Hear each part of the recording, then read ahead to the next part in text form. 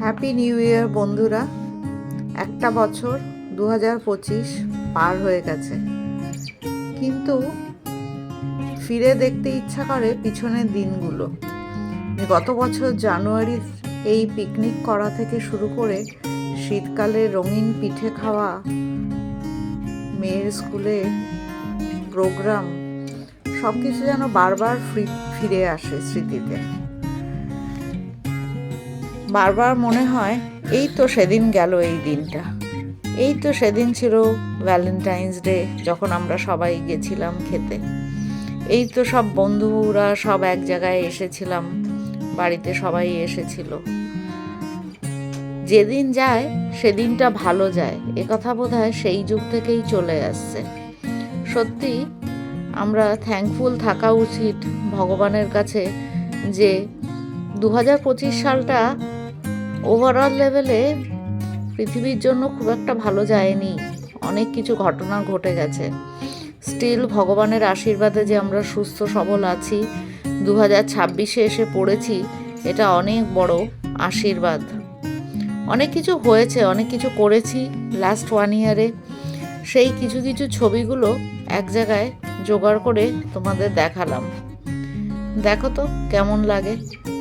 জানুয়ারি, ফেব্রুয়ারি, March, April, মে মাসে সান্দাকফু বেড়াতে যাওয়া একটা মেমোরেবল এক্সপিরিয়েন্স ছিল আমার কাছে।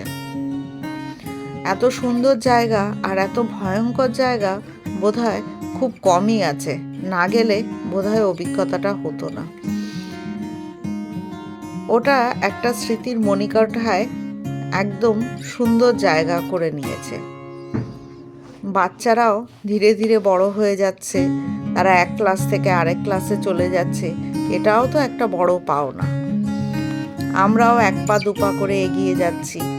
তো তারপরে করতে করতে এলো হঠাৎ করে অ্যানিমেশন, বিভিন্ন রকম অ্যানিমেশন, ডিজিটাল ফটো ইত্যাদি ইত্যাদি, সেই সব হলো। তার মধ্যে আমার ইউটিউব চ্যানেলেও ধীরে ধীরে গ্রো করতে শুরু করলো।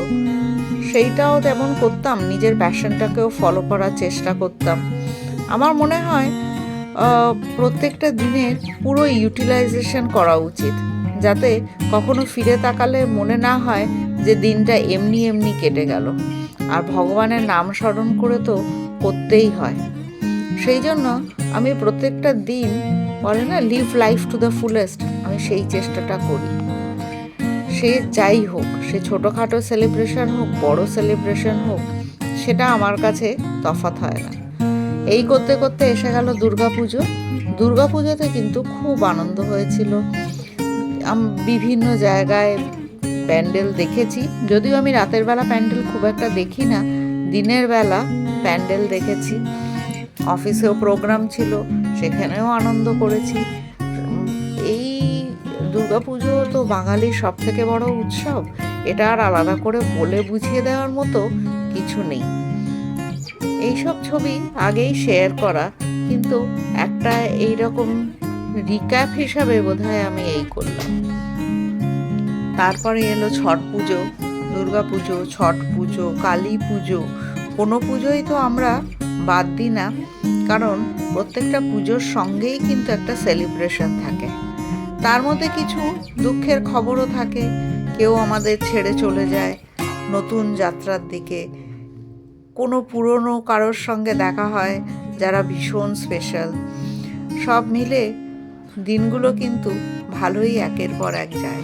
সারা বছর ধরে অনেক স্মৃতি জমা হয়, সব তো শেয়ার করা সম্ভব না, তাও যেটুকু পারলাম শেয়ার করলাম।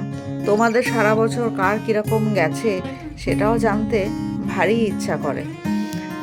যদি সুযোগ পাও তাহলে নিশ্চয়ই শেয়ার করো, অপেক্ষায় রইলাম।